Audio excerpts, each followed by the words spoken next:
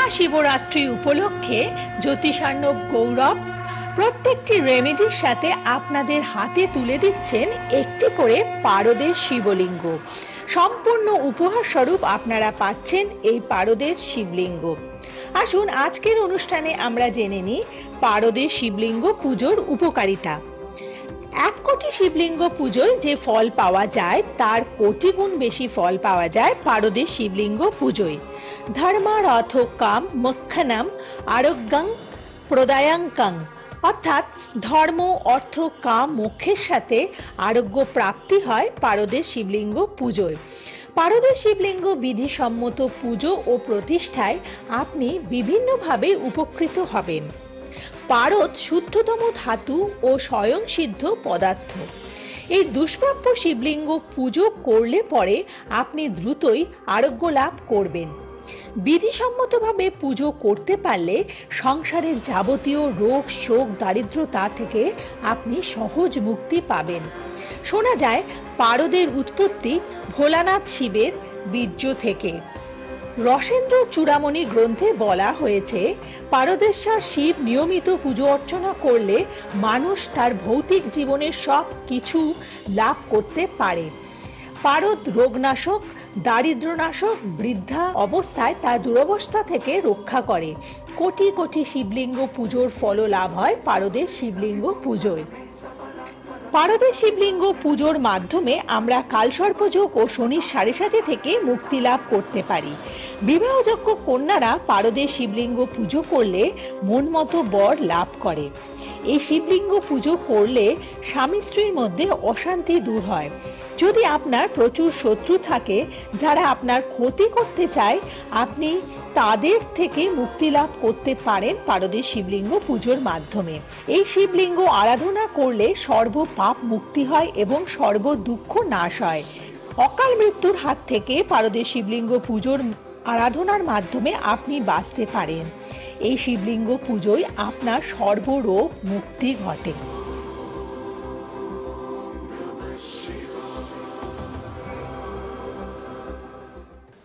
নমস্কার, শুরু করছি আমাদের আজকের আলোচনামূলক অনুষ্ঠান, যেখানে অবশ্যই আমরা আলোচনা করব মহাশিবরাত্রি নিয়ে। কিভাবে আপনারা এই মহাযজ্ঞকে পালন করবেন।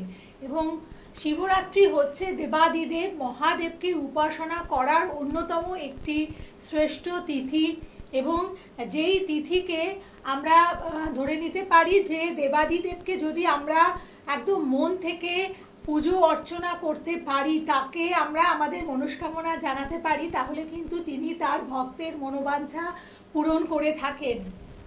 তাই এবছরের এই শিব চতুর্দশী এবং শিবরাত্রির অমাবস্যা যোগকে আপনারা কিন্তু ভীষণ ধুমধাম সহযোগে পালন করুন, নিষ্ঠা সহকারে পালন করুন, এবং পালন করুন একেবারে জ্যোতিষার্ণব গৌরব যেমনভাবে আপনাকে বলছেন ঠিক সেইভাবে।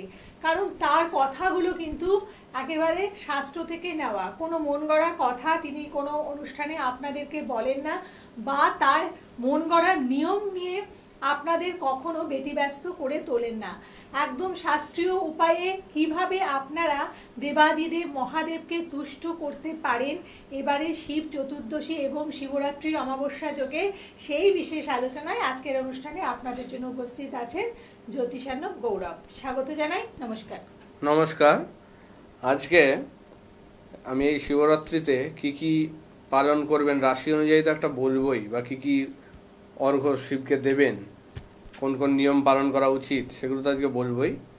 সঙ্গে এই শিবরাত্রিতে মানে আপনাদের জন্য বিশেষ উপহার কিছু থাকছে, যারা প্রতিকার করাচ্ছেন তাদের জন্য পারদের শিবলিঙ্গ উপহার স্বরূপ থাকছে।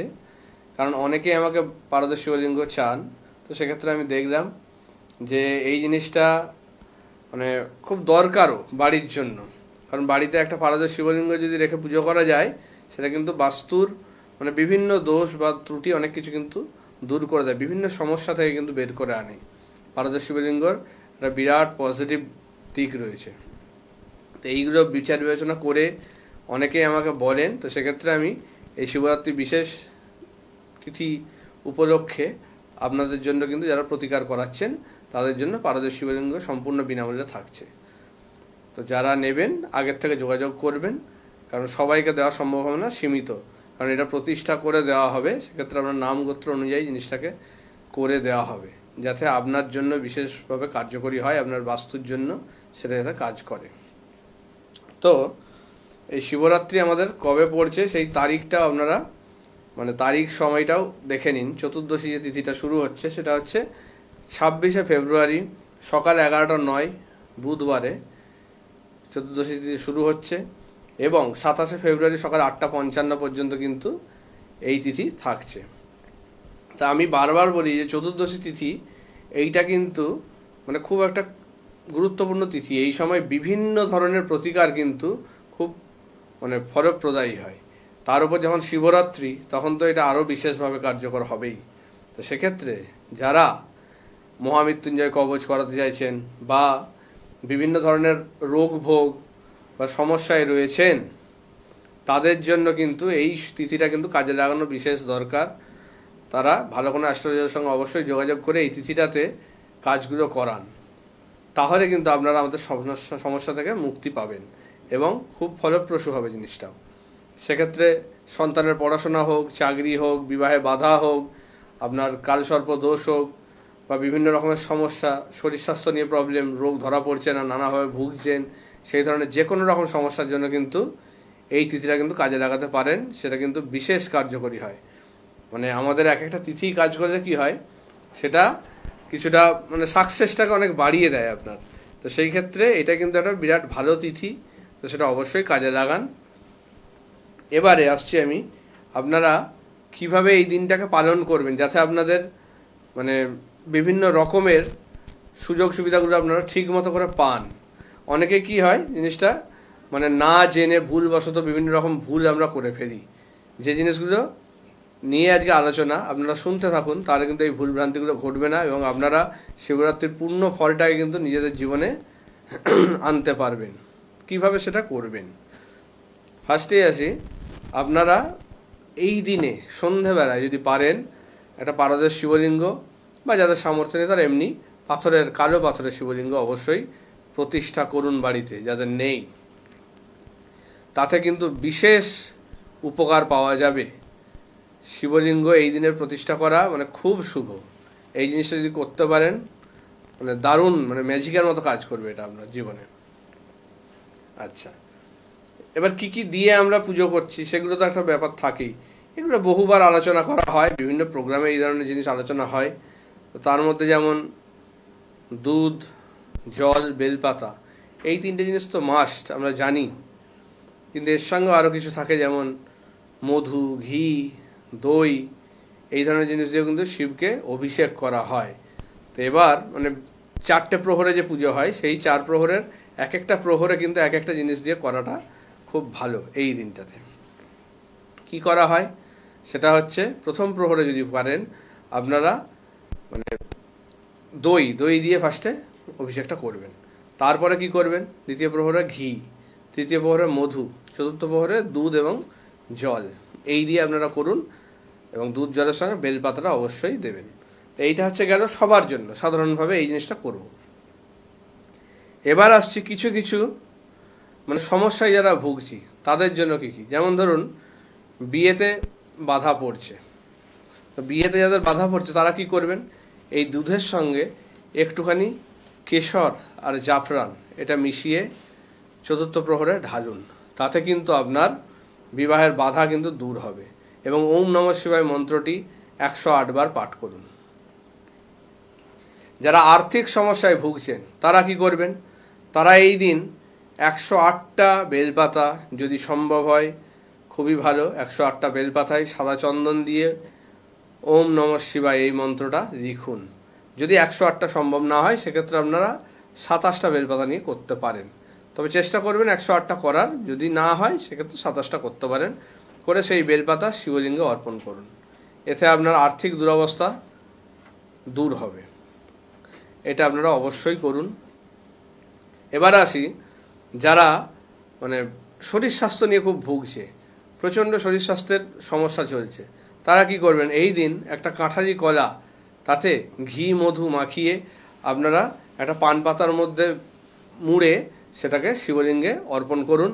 এবং শিবরাত্রি শিব চতুর্দশী হয়ে যাওয়ার পরে আপনারা সেই কলাটা নিয়ে নিজে ভক্ষণ করুন, নিজে খেয়ে নিন, অন্য কাউকে দেবেন না। আপনি নিজের শরীরের জন্য করা সেটা কিন্তু নিজে খাবেন, অন্য কাউকে দিলে কিন্তু তাতে প্রবলেম হতে পারে। সেটা নিজের জন্য করবেন, নিজে খাবেন। এতে আপনার শরীর স্বাস্থ্যের জায়গা অনেক ঠিক করে দেবে। যারা প্রচুর প্রবলেমে ভুগছেন তাদের জন্য এই জিনিসটা করতে পারেন।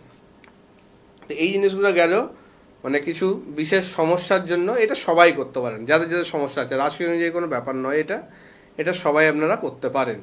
এই জিনিসগুলো অবশ্যই করুন। এই দিন যাদের সাড়ে সাতি, বিশেষ করে কুম্ভ, মীন এবং মেষ রাশির ক্ষেত্রে সাড়ে সাতি শুরু হতে চলেছে, তারা অবশ্যই শিবের মাথায় একটু কালো তিল মিশিয়ে দুধের মধ্যে সেই দুধ জল বেলপাতাটা ঢালুন। যাদের শনির সাড়ে সাতি চলছে বা শুরু হতে চলেছে, সেক্ষেত্রে কুম্ভ, মীন এবং মেষ, এই তিন রাশি, মেষের জন্য শুরু হতে চলেছে তারা করবেন। মকরের জন্য না করলেও চলবে, মকর শেষ হতে চলল, তাদের জন্য কিন্তু এটা অবশ্যই পালনীয়। এটা করুন, এতে কিন্তু আপনার সাড়ে সাতির প্রকোপ থেকে অনেকটা আপনি রক্ষা পাবেন এই জিনিসটা যদি করতে পারেন। আচ্ছা, এবারে আসি যাদের ঢাইয়া চলছে, তাদের মধ্যে কারা? এতদিন চলছিল বৃশ্চিক আর কর্কটে, এবার চলবে সিংহ আর ধনু। সিংহ আর ধনু রাশির ক্ষেত্রে যারা জাতক বা জাতিকা রয়েছেন, তারা এই দিন কী করবেন? তারা এই দিনে দুধ জল বেলপাতা যে ঢালছেন, সেই দুধের মধ্যে একটুখানি গোলাপ জল মিশিয়ে অবশ্যই সেটা ঢালুন। তাতে আপনার সাড়ে সাত এই ঢাইয়ার প্রকোপ থেকে কিন্তু আপনি অনেকটা রক্ষা পাবেন, অনেকটা প্রোটেকশন পাবেন। কারণ আমাদের শনির প্রভাব থেকে বাঁচতে কিন্তু আমাদের শিবের পুজোর কোনো বিকল্প নেই, এটা কিন্তু বুঝতে হবে। তো সেক্ষেত্রে এটা করুন। পারলে শমী বৃক্ষ যদি পারেন, বা স্বামী প্ল্যান্ট যেটাকে বলা হয়, সেই প্ল্যান্ট যদি পারেন আপনারা বাড়িতে লাগান শিবরাত্রির দিন, তাতে কিন্তু খুব ভালো কাজ দেবে। আর সেই স্বামী বৃক্ষের নিচে যদি একটা শিবলিঙ্গ প্রতিষ্ঠা করতে পারেন, সেটাও দারুণ কাজ দেয়। এই জিনিসগুলো অবশ্যই পালন করুন। যাদের জেনারেল কিছু সমস্যা রয়েছে সেগুলো নিয়ে বললাম। একটা কথা বলি যে স্বামী বৃক্ষ, একে মানে কোথায় পাবে, এটা হয়তো দর্শকরা প্রশ্ন করছে যে কোথায় পাওয়া যাবে। স্বামী বৃক্ষ বিভিন্ন নার্সারি বা ইয়েতে আপনারা খোঁজ করতে পারেন। যদি না পান, সেক্ষেত্রে কোনো জায়গায় অর্ডার দিয়ে আপনারা আনাতে পারেন। দেখবেন কিছুটা লজ্জাবতীর পাতার মতো দেখতে হয়, জিনিসটা একটু কাঁটা থাকে অল্প। এই ধরনের একটা বৃক্ষ, সেটা হচ্ছে স্বামী বৃক্ষ। তো সেই বৃক্ষটা কিন্তু সাড়ে সাতি ঢাইয়ার জন্য দারুণ কাজ দেয়। আর যারা লোহার আংটি, ঘোড়ার খুরের আংটি ধারণ করতে চাইছেন, এই শিবরাত্রির দিন পড়ুন, তাতে কিন্তু দারুণ কাজ দেবে। কারা পড়বেন? কুম্ভ, মীন, মেষ এবং সিংহ আর ধনু, এই 5 রাশি যদি লোহার আংটি ধারণ করেন, সেটাও কিন্তু আপনাদের জন্য মানে খুব ভালো ফল দেবে। তাতে আপনারা আর্থিক জায়গা, শারীরিক জায়গা, মতের অমিল বা ঝগড়া ঝামেলা, অশান্তি, এগুলো থেকে কিন্তু আপনাদেরকে অনেক বাঁচিয়ে রাখবে। এই জিনিসটা করে দেখুন। একটা লোহার আংটি ডান হাতের মধ্যমাতে শিবরাত্রির দিন ধারণ করুন এই 5 রাশি, তাতে কিন্তু মানে অসম্ভব সাফল্য পাবেন আপনারা। যে সমস্ত বাধা বিঘ্ন হচ্ছিল সেগুলো সব দূর হবে। এটা কিন্তু করে দেখুন। আচ্ছা, এবারে আমি চলে আসি মানে বিভিন্ন রাশি ধরে তারা কিভাবে পালন করবে বা কি অর্পণ করবে। যেমন মেষ রাশির যারা জাতক, যে যে জিনিসগুলো বললাম সেগুলো তো করতেই পারেন। সঙ্গে আপনারা ধুতরা ফুল দিয়ে পুজো দিন শিবের, এতে আপনাদের জন্য খুব ভালো ফল দেবে মেষ রাশির ক্ষেত্রে। আচ্ছা, এবার আসি বৃষ রাশির ক্ষেত্রে। বৃষ রাশির ক্ষেত্রে যেটা করবেন, আপনারা বেলফুল আতরের মধ্যে ডুবিয়ে সেই বেলফুল অর্পণ করুন। তাতে আপনাদের মানে শিব পুজোর যে সাফল্য বা সেই আশীর্বাদ, সেটা কিন্তু আপনারা পাবেন। ও আচ্ছা, আর একটা কথা যেটা বলার, এই যে পুজোগুলো করছেন আপনারা, এরপরে যে বেলপাতাটা নিজের হাতে দিচ্ছেন, সেই বেলপাতাটিকে আপনি লক্ষ্য রাখুন বা সেটাকে একটু নোটিশ করে রাখুন, যাতে চতুর্দশী কেটে যাওয়ার পরে সেই বেলপাতাটা আপনি নিজের জন্য কালেক্ট করতে পারেন বা নিতে পারেন। সেই পাতাটাকে কোনো একটা প্যাকেটের মধ্যে ভরে নিজের জামা বা প্যান্টের পকেটে 1 সপ্তাহ রাখবেন। তাতে কিন্তু আপনার মানে শিবলিঙ্গের যে ভাইব্রেশন বা পজিটিভ যে ভাইব্রেশন, সেটা কিন্তু আপনার শরীরের মধ্যে সঞ্চারিত হবে। এটা কিন্তু খুব ভালো একটা জিনিস, যেটা কিন্তু আপনার শারীরিক অবস্থা বলুন বা আপনার নেগেটিভ যে সমস্ত প্রভাবগুলো বলুন, সেগুলো থেকে কিন্তু দূর করবে। কারণ বেলপাতার কিন্তু একটা অসম্ভব গুণ রয়েছে, সে কিন্তু সেই শিবলিঙ্গের যে ভাইব্রেশন, সেটাকে কিন্তু নিজের মধ্যে অ্যাবজর্ব করে। তো সেই বেলপাতা যদি আপনি নিজের সঙ্গে রাখেন, তাতে কিন্তু আপনার শরীরের মধ্যেও কিন্তু সেই শিবলিঙ্গের পজিটিভ দিকটা কিন্তু সঞ্চারিত হবে, যেটা কিন্তু আপনাকে খুব ভালো দিকে নিয়ে যাবে, বিভিন্ন বাধা বিপত্তি বিপদ আপদ সব কিছু থেকে কিন্তু বাঁচাবে। এটা কিন্তু অবশ্যই করবেন প্রত্যেকে। তবে বারবার বলছি, নিজের হাতে যে বেলপাতাটা দিয়েছেন সেই বেলপাতাটা উবুড় করে দেবেন, অর্থাৎ মসৃণ দিকটা শিবলিঙ্গের মাথায় দেবেন। আচ্ছা, এবারে আসি আমি মিথুন রাশির ক্ষেত্রে।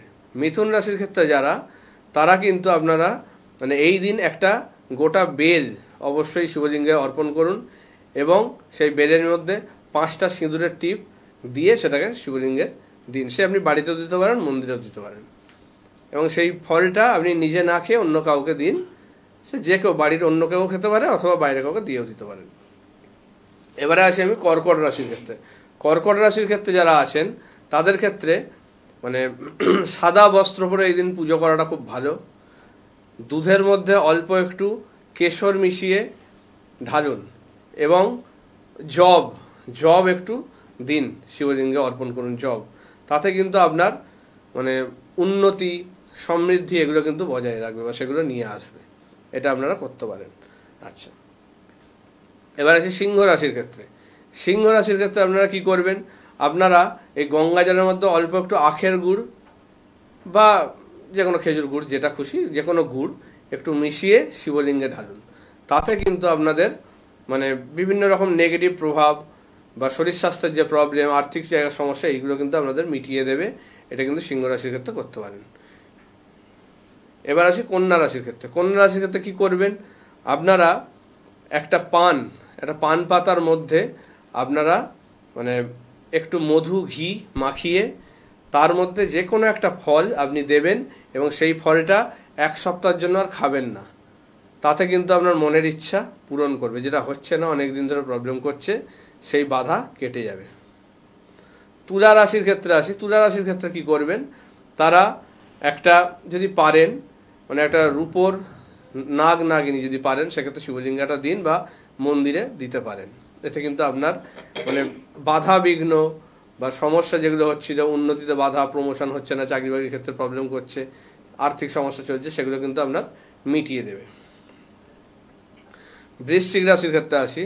বৃশ্চিক রাশির ক্ষেত্রে যারা রয়েছেন তারা যেটা করবেন, তারা দুধ, জল, বেলপাতা তো ঢালছেন। সেই বেলপাতার মধ্যে 3টে বেলপাতায় অ্যাকচুয়ালি ওম নমঃ শিবায় মন্ত্রটা লিখে অবশ্যই সাদা চন্দন মাখিয়ে সেটা শিবের মাথায় দিন এবং সেই বেলপাতাটা কালেক্ট করে আপনারা নিজেদের মানে সঙ্গে সেটা রাখবেন। বিশেষ করে পারলে বালিশের নিচে বা ইয়েতে রাখতে পারেন। এটা নিয়ে শোয়াটা ভালো আপনাদের পরের দিন থেকে। সেটা আপনারা করবেন 2 সপ্তাহ রাখবেন। ধনু রাশির ক্ষেত্রে আসি। ধনু রাশির ক্ষেত্রে আপনারা যেটা করবেন, কোনো শিব মন্দিরের মাটি এই দিন একটু কালেক্ট করবেন। সেই মাটি মানে শিবরাত্রির সন্ধ্যাবেলায় যদি পারেন সেটা করতে পারেন, অথবা তারপরের দিন সকালে করতে পারেন। 26 তারিখ অথবা 27 তারিখ যে কোনো একটা দিন করতে পারেন। সেই মাটি নিয়ে এসে আপনি কপালে একটু তিলক পরবেন এবং আপনারা দুধ, গঙ্গাজল, বেলপাতা যেটা ঢালছেন সেই বেলপাতাটা তো নিজের সঙ্গে রাখছেনই, সঙ্গে একটু জব আর কালো তিল আপনারা শিবলিঙ্গে অর্পণ করবেন। তাতে কিন্তু আপনার যে সমস্ত দোষ ত্রুটি হয়েছে বা যে কোনো খারাপ কাজ করেছেন, ধরুন কিছু প্রবলেম হয়ে আছে সেগুলোর জন্য ভোগাচ্ছে, সেই জিনিসগুলো কিন্তু আপনার দূর করে দেবে। সেক্ষেত্রে এটা আপনারা করতে পারেন। কালো তিল আর জব অবশ্যই দেবেন। আচ্ছা, এবার আসি মকর রাশির ক্ষেত্রে। মকর রাশির ক্ষেত্রে আপনারা কি করবেন, মকর রাশির ক্ষেত্রে আপনারা এই যে দুধ দিচ্ছেন, এই দুধের সঙ্গে একটুখানি মধু মিশিয়ে নিন আগে, আর সেই মধুর সঙ্গে একটু চিনি, দুধ, মধু, চিনি, এই 3টে জিনিস একসঙ্গে গুলিয়ে সেই দুধ আপনারা শিবের মাথায় ঢালুন। তাতে কিন্তু আপনার সুখ, সমৃদ্ধি, আর্থিক জায়গা এই জিনিসগুলো কিন্তু খুব ভালো করে মেনটেন করবে। এটা ভালো মানে বজায় থাকবে জিনিসটা। আচ্ছা, কুম্ভ রাশি। কুম্ভ রাশির ক্ষেত্রে কি করবেন, কুম্ভ রাশির ক্ষেত্রে এই দিন যদি পারেন কোনো মানে গরু বা ষাঁড়, তাকে আপনি সবুজ কোনো সবজি অবশ্যই খাওয়ান। তাতে কিন্তু আপনার যে শনির প্রবলেমগুলো সেই জিনিসগুলো কিন্তু আপনার দূর হয়ে যাবে। মীন রাশি। মীন রাশির ক্ষেত্রে আপনারা কি করবেন, মীন রাশির জাতক বা জাতিকা যারা আছেন তারা যে জিনিসটা করবেন, তারা এই দিন একটা গোটা নারকেল শিবের সামনে অর্পণ করবেন এবং সেই নারকেলের মধ্যে একটুখানি ঘি আর মধু মিশিয়ে মানে মাখিয়ে দেবেন, ঠিক আছে? এতে আপনার মনস্কামনা পূর্ণ হবে। আর এই নারকেলটা আপনি নিজে খাবেন না, কাউকে কিন্তু দান করে দেবেন, এটা যদি পারেন অবশ্যই ভালো হবে। তো এই রাশিগুলো অনুযায়ী যেগুলো বললাম, আপনারা জেনারেল যে জিনিসগুলো পালন করছেন সেগুলো তো করছেনই, কিন্তু তার সঙ্গে বিশেষ এই জিনিসগুলো কিন্তু অবশ্যই করুন। তাতে আপনার মানে শুভত্ব বজায় রাখবে এবং সেটা ডেকে আনবে, আপনার উন্নতি সমস্ত কিছু কিন্তু ঠিক করে রাখবে। একদম। এবং সেই কারণেই এই শিবরাত্রি যোগকে বা শিব চতুর্দশী এবং শিবরাত্রির অমাবস্যা তিথিকে আপনারা একেবারে নিষ্ঠা সহকারে পালন করুন। শিবরাত্রিকে কিন্তু বলা হয় দেবাদিদেব মহাদেব এবং মা পার্বতীর বিবাহ বার্ষিকী হিসেবে, মানে এই বিশেষ রাত্রিরেই দেবাদিদেব মহাদেব মা পার্বতীকে বিয়ে করেছিলেন।